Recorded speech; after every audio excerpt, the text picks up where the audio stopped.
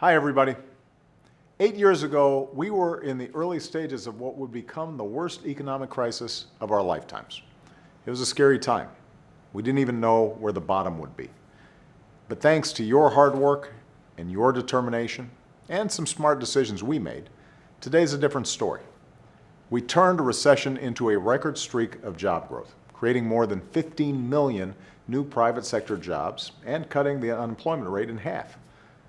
Getting wages to rise again was a harder task. Even before the recession, working Americans faced decades of slow wage growth. Between 1980 and 2007, real wages barely grew each year. But because the policies we've put in place are working families are finally seeing their wages and incomes rise too. Since 2012, wages have grown around 20 times faster than they did over the almost 3 decades between 1980 and 2007. Last year, folks' typical household income rose by $2,800. That's the single biggest increase on record. And across every race and age group in America, incomes rose and poverty rates fell.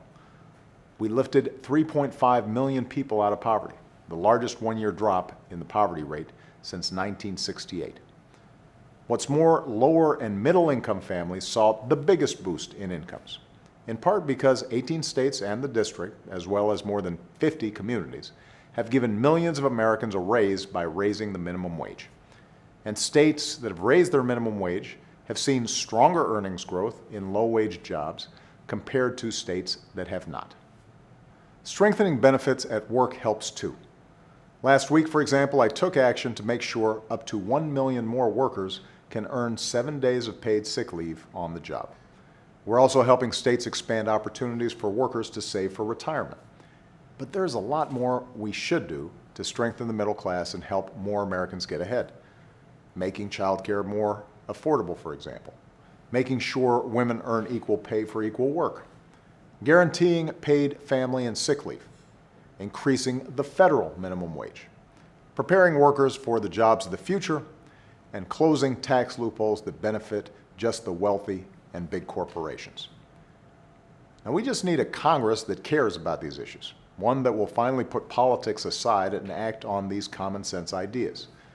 And that's how we'll build on the progress we've made over these past 8 years and achieve one thing we should all agree on: securing a brighter future for all of our children. Thanks, everybody, and have a great weekend.